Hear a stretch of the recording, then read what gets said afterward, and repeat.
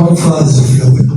Donc nous allons présenter un petit peu la ressource en eau à travers les paramètres hydroclimatiques. Nous avons une région qui reçoit beaucoup d'eau et nous allons le voir.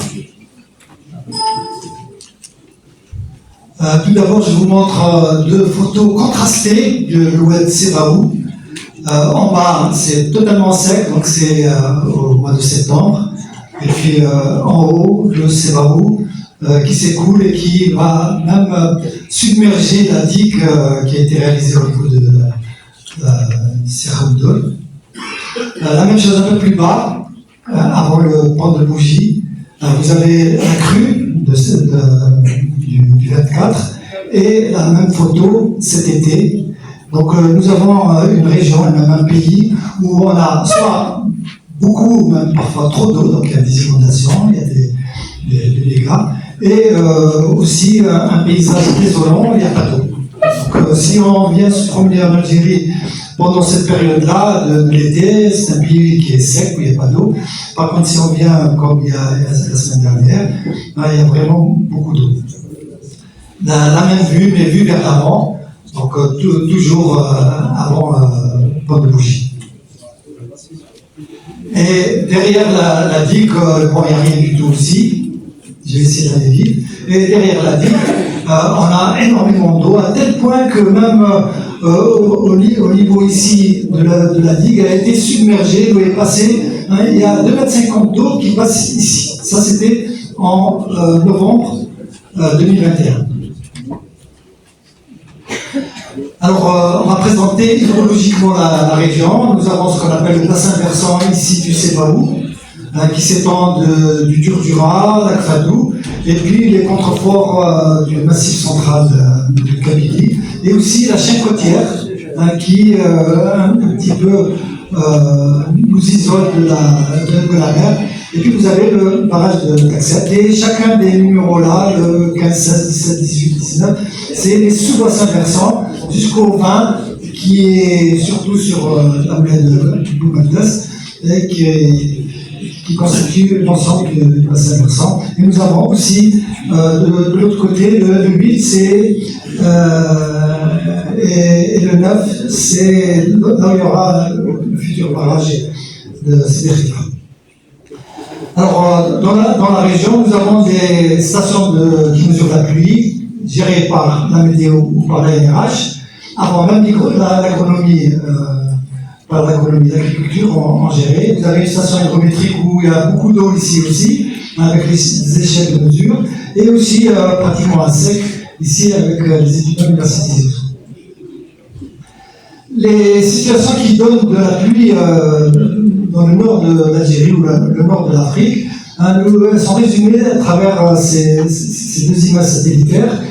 Il y a entrée par le nord ou par le nord-ouest de perturbations de l'Atlantique ou du pôle Nord qui nous apportent soit de la précipitation, soit en pluie ou neige avec du froid. Et lorsque les dépressions se situent, ce qu'on appelle le golfe de Gênes, ici ça nous génère pas mal de pluie, et lorsque ça descend plus bas chez nous, ça nous donne énormément de pluie, malheureusement, comme on le voit ici, très limité au niveau du littoral. Les précipitations sont neigeuses, c'est connu dans la région, il y en a tellement. Ici c'est Tizi Ouzou, ici c'est la variété, même le chasse-neige il a été pris dans la neige.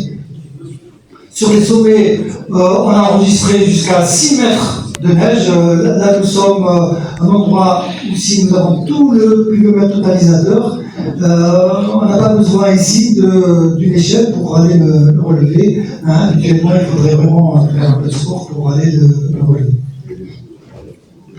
Au niveau des précipitations qu'on a eues ces dernières années, ici nous avons une évolution depuis 84 jusqu'à ces jours-ci. En bleu, c'est les précipitations dites sur l'année hydrologique ou agricole, c'est-à-dire du 1er septembre au 31 août de l'année suivante. Nous voyons que certaines années sont très pluvieuses, comme ici 1218, alors que la moyenne c'est un petit peu en dessous de 800 mm. 1 mm c'est 1 litre par mètre carré. Mais nous avons aussi des années où c'est très rare, comme en 2001-2002, c'est l'année la plus sèche du siècle, parce que nous avons aussi des données beaucoup plus anciennes. Et l'année qui vient de s'écouler, nous avons eu 637. On est en dessous de la moyenne. Mais donc on peut dire, si on regarde l'année civile du 1er janvier au 31 décembre, on voit qu'à partir de 2017, il y a une baisse continue. Je explique un petit peu la rareté de l'eau qu'on a eue ces dernières années.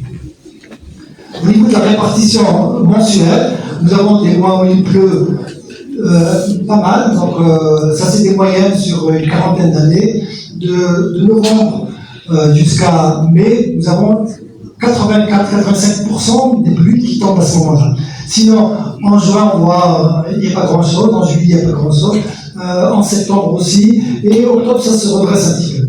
Donc nous avons en gros deux grandes saisons, une saison sèche qui peut durer entre 4 et 6 mois, et une saison humide qui prend le reste de l'année. Ici, nous allons présenter les précipitations mensuelles au niveau de chaque mois, au niveau de la station de Tizi Ouzou. Pour cette année, nous avons 17% de déficit par rapport à la moyenne sur 40 ans. Ça, c'est l'année 2022-2023. Et nous voyons le cumul des précipitations mois par mois, les ajouts chaque mois. Nous avons des années très pluvieuses comme celle qui a fini avec 1918. Mais nous avons également des années très sèches, ici qui nous donnent que 462 mm. Vous voyez, c'est un tiers. Donc on perd pratiquement 66%. L'année qui vient de s'écouler, c'est celle-là qui est en noir. Et l'année moyenne, celle qui est en bleu ici. Nous voyons qu'il y a une très grande hétérogénéité entre les années. Donc si on est là, on est très bas. Si on est là, on est très haut. Mais si je revenais en arrière, on aurait vu qu'en 2001-2002, c'était l'année la plus sèche du siècle. Mais l'année suivante, c'était l'année la plus humide du siècle. Donc les années se suivent et ne se ressemblent pas. Au niveau des températures, je vous présente assez rapidement entre l'année dernière et cette année, les températures qui ont été enregistrées de juin, août et même septembre, ensuite on va voir un peu plus. On a eu des températures énormes, notamment au mois de juin. Nous avons des températures au-dessus de 40 degrés, au-dessus de 45 degrés. Nous avons battu le record, 47,8. Le mois de juillet cette année a été 2 degrés au-dessus de la moyenne sur une quarantaine d'années. Donc nous sommes vraiment dans une situation un petit peu chaude. Et au mois de septembre, on le voit ici, également nous avons eu plusieurs jours de température très sèche. Très élevée, donc sèche. On déborde un petit peu. On allait un petit peu plus vite pour voir de novembre jusqu'à il y a 2 jours. Nous avons eu un mois de fin octobre, début novembre, moins chaud que l'année dernière. L'année dernière était beaucoup plus chaud, mais les derniers jours ici, ils ont été très chauds. On a eu des moyennes anormales par rapport à la saison. Si on regarde plusieurs stations à l'échelle de la wilaya, depuis Tizi Ouzou jusqu'à Tel Aviv, Jima, etc., on remarque donc cette forme un petit peu bimodale, novembre, décembre, janvier, de la pluie, puis des fois en avril nous avons un autre pic, mais ce n'est pas le cas chaque année. À l'échelle nationale, nous avons quand même beaucoup de cartes de précipitations qui ont été réalisées. Celle qui est en bas ici, elle date des années 30. Celle-là, c'est date des années 70. Avec Tizi Ouzou ici qui avait quand même pas mal de pluie. Et surtout le Djurdjura, qui est très pluvieux, mais malheureusement, il est très réduit en surface. Donc la quantité qu'il reçoit, même si c'est spectaculaire, c'est pas énorme. Donc, de l'ANRH, pourquoi l'ANRH a fait du très bon travail depuis des années. C'est un organisme qui existe depuis pratiquement un siècle et demi, qui avait d'autres membres, mais qui cumule les données. C'est des trésors de données qui existent au niveau de l'ANRH. même les pluies, ce qui s'écoule, ici à travers des stations sur le Kessel, ici c'est en amont de Taxel. Donc il y a tout un réseau de mesures à l'échelle nationale et à l'ISO. Non, mais il y a même une carte d'évaporation, donc on évalue l'évaporation, donc je vais aller un peu plus vite. Ici, on va montrer une espèce de bilan, les pluies en haut, les barres bleues, et puis les températures ici, et ce qui nous reste comme mot, ça se concentre entre novembre et janvier, février, mars, parfois avril, le reste du temps, tout s'évapore, tout ce qui tombe repart dans l'atmosphère. L'évaporation à l'échelle de l'année représente 60% des pluies qui tombent. Le Turdura est un très bon réservoir, on le voit ici. Malheureusement, il est limité en surface, mais surtout, les eaux s'engouffrent très vite. On va le voir de plus en plus. En surface, c'est un véritable gruyère. Nous avons tissé la fine ici sur les sommets, nous sommes là à plus de 2300 mètres d'altitude. Ça garde de la neige d'une année sur l'autre. En souterrain, c'est truffé de cavités, de grottes, de gouffres explorables. Donc ça, c'est dans le Turdura. Et les eaux qui rentrent sur les sommets, on va le voir ici, au-dessus de Tel Aviv, l'eau rejoint très vite les sorties, ici à Tinzert. Ces jours-ci, Tinzert a fait sortir jusqu'à 1,5 mètres cubes par seconde, 1500 litres par seconde. Malheureusement, ça ne dure pas longtemps. Nous avons également du côté de Etwalben, l'oued coule beaucoup, nous avons des sources importantes et il y a même une récupération de l'eau pour l'hydroélectricité, nous allons voir un peu plus loin. Du côté d'Adouassif, nous avons un Adouassif. Ces jours-ci, il est rentré en crue également. Tout ce qui est rentré au niveau de la Soude est sorti à ce niveau-là. Donc les quantités sont importantes. Malheureusement, très concentrées dans le temps. Les autres niveaux qui contiennent de l'eau, nous avons le socle qui constitue le massif Kaby. Il est très peu perméable, il est très peu capacitif, il contient peu d'eau. Les marnes sont ça, très peu d'eau. Nous avons les grès un petit peu, sinon c'est les nappes alluviales qui contiennent de l'eau.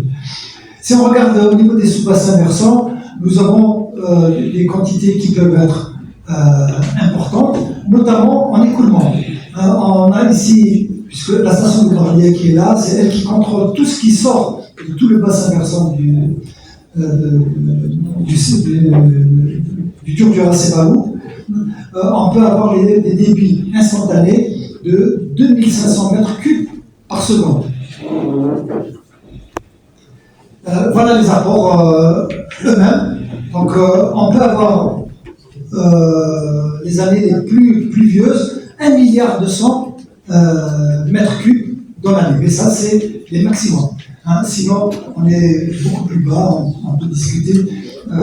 Nous avons une moyenne de 754, et là, c'est les maximums. Mais certaines années, comme les 2 années qui viennent de passer, sont assez réduites.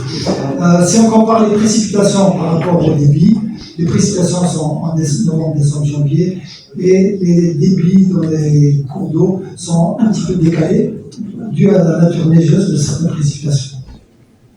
Bon, on va passer vite au niveau de plusieurs stations de mesure. La nappe du Sebaou, qui est exploitée par des puits, comme ici.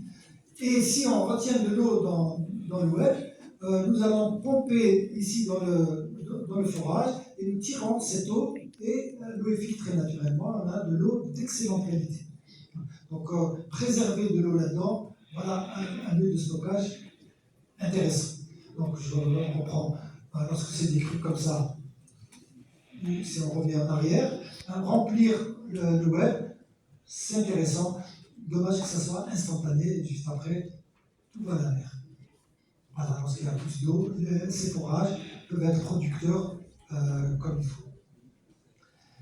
Sinon, la ressource telle qu'étudiée par l'ANRH, nous avons dans la région le Durdura en verre qui est capacitif. Nous avons la nappe alluviale qui est vraiment très très limitée ici et jusqu'à gauche du côté de Tixé, le Délice. Le reste, c'est des terrains qui contiennent très peu d'eau, ou qui renferment ou qui stockent très peu d'eau. Voilà, donc on va passer rapidement cela. Donc c'est les détails de la carte de l'ANRH. Comment se situent les nappes. Vous avez